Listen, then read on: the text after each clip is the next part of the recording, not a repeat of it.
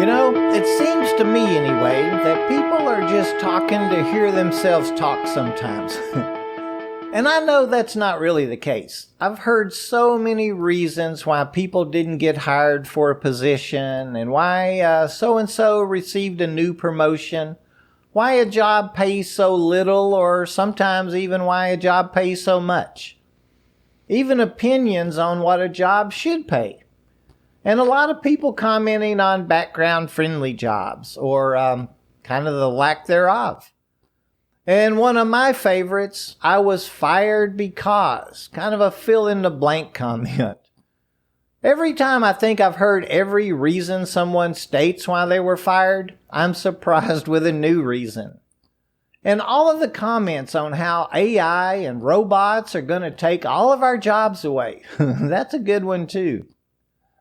I'm Marty, and today here on Warehouse and Operations as a Career, I wanted to explain some of these myths, which are really just opinions of others, and share a few of my own opinions, which are based on my own experiences and facts from the industry. So let's just dive right in and start with a great example of why applicant A didn't get hired for a position, and a person that came in at the same time, applicant B, did. Both were there for the same forklift position, a counterbalance forklift. Both applicants had answered an ad on one of the major job boards and uploaded their resume and answered a few qualifying questions, and they both did pretty well. Applicant A was invited to the back to interview with a hiring agent. The recruiter was going through the resume, asking questions, the regular type of questions, things like, why did you leave this or that company? And tell me about your day on the receiving dock. Was you hauling or racking freight most of the day? How did you feel about your immediate supervisor? Did you feel there was growth opportunities, etc., etc.? Y'all know the drill. Okay, applicant A did not have a copy of the resume with them. The recruiter wasn't sure that applicant A even remembered what was written on the resume. The recruiter felt like they had to give leading questions just to get answers. The interview lasted 15-ish minutes. Applicant A didn't ask any questions, and no thank you to the recruiter when they were, being thanked by the recruiter for coming in, and expressed that they would reach out should they decide to extend an offer. Now, applicant B was called back for their interview. Applicant B had their resume in their hand. They were asked all the same questions and presented answers. This applicant actually had a few short experiences at several places. However, they had and shared kind of an explanation for each of them. Now, by the way, this applicant was wearing their steel-toe footwear. The interview lasted 35 or so minutes. The applicant was onboarded, hired, and given a date to go take their pit class. Kind of as a side note, applicant A came back in a few weeks asking to see another recruiter, stating that their first recruiter just didn't like them. It's all about being prepared. If you're a long-time listener, you'll remember from our visits with recruiters the importance of selling yourself, asking questions, and really showing interest. Applicant B got the job even though their work history wasn't quite as consistent as applicant A. It's just like when we see a position on a Facebook job board and they give us a phone number, an email address, and maybe a physical address to go apply, yet we comment with the word interested. It's just not going to get us very far. The recruiter was indifferent between the two candidates. One stood out, had nothing to do with liking either one of them. So moving on, let's talk about why I didn't get the promotion. Worker A had been at the facility for 16 months. They were in the top 3 productivity-wise. Worker B had been with them for almost 8 months and was about 12th or 13th, 14th on the cases per hour sheet. Worker B came in every day, anywhere from 10 to 15 minutes early. Looking at the attendance record, they had missed 2 days. Both of them were scheduled off in that 8 months. Worker B had had several flyby visits with the supervisor, maybe it was a manager, I think, regarding how they wanted to do different things or other things someday. Worker A came in a little early or right on time most days. However, they'd been tardy 18 times and called in 11 times in their 16 months. I'm not sure how both of the candidates found out that there was a lead position opening. Maybe someone was being promoted or leaving. Anyhow, both had stopped by and mentioned it to their supervisor.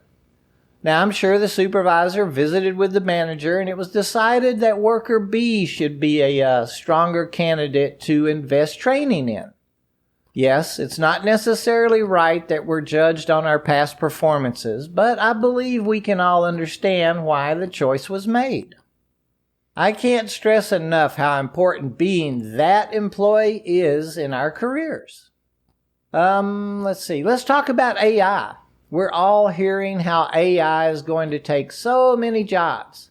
A great accountability partner of mine explained to me that AI is only going to take jobs from people that don't know how to use AI.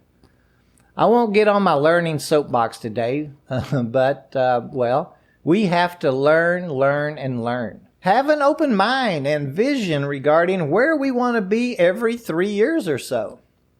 Anyway, there are so many positions in our light industrial industry that can and will be affected by AI, but I think for now at least, the labor positions are safe for a bit. And robots. OMG. Yes, we are and will continue to see automated, to some degree, forklifts, pallet jacks, sorter machines, etc. in the distribution world.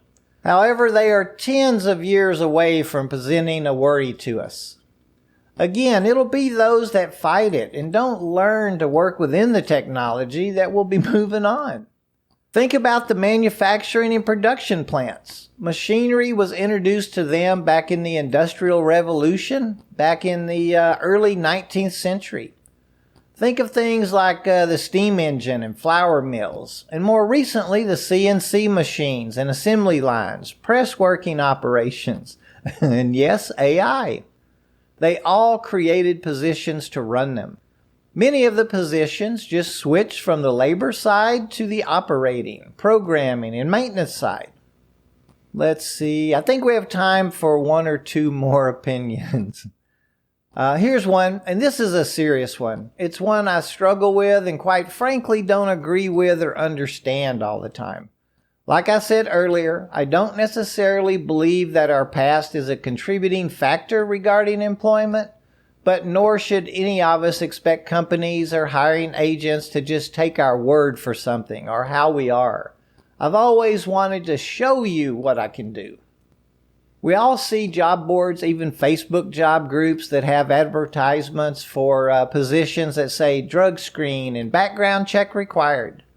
That could mean that they're looking for a clean background or maybe the old 3 and 7 rule, meaning nothing newer than 3 years since the last misdemeanor or 7 years since a conviction on a felony. In many instances, we may have to forego that great paying job for now and work our way into it. I suggest to stay away from those type posts. Not always, but for right now anyway. Let's look for that good paying position in a smaller corporation. Get our foot in the door, gain a few years of experience with what we'd like to be doing, and maybe growing within that company or building some time on the job. Then we can go back into the market and we'll have more to sell. Again, I want to mention being that employee. It'll take us a long way. And then here's my personal favorite. They fired me. In my experience, I've known less than a handful of people that's been fired by a member of management. Now, being laid off or a reduction in the workforce is not what I'm talking about here. I mean fired. To be fired by our supervisor or manager or HR department for no reason, well, that could be just unlawful, period. And as employees, we have protections and recourses for such, of course. But what I hear 10 times a week across the nation is how associates have fired themselves. Seriously, think about it. We took the job, we knew the start times, the end time, the shift hours and days, the job description, and all of the expectations. And when we do not arrive on time or leave early and don't show up for each shift, maybe call in too often or tardy too much or do the task our own way versus the way we were trained, so who fired us? Now, of course, we need time off occasionally, and we may have to be late punching in once or twice, or need to leave early, maybe even miss our production or productivity numbers a few times. But I'm pretty certain we're not going to be let go as long as those occurrences are the exception and not the rule for us. As a matter of fact, we've probably been spoken to, coached, or even given a corrective action form if the management team notices or feels like a trend is developing. If we, if we abuse or aren't concerned with the rules and expectations, didn't we actually fire ourselves? The company and shift needs the headcount and productivity scheduled to get the jobs done. We're in the bigs now, not the retail or food service industries. I like using the word professionals. That's what we are, correct? Now, I know some of those opinions are a little point blank, but aren't they all true and factual? I guess it's how you look at them. That's why they're called opinions. We all have them. I want to thank you for taking the time to join us here at WAOC today, and that we really do appreciate you.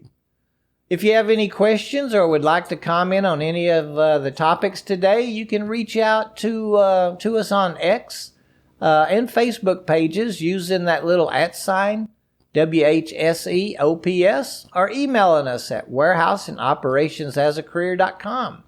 And if you haven't subscribed yet, please click those buttons so you're notified of each new episode. Let's all be safe out there in our professional lives and our personal lives. Others are waiting on us to get home each day.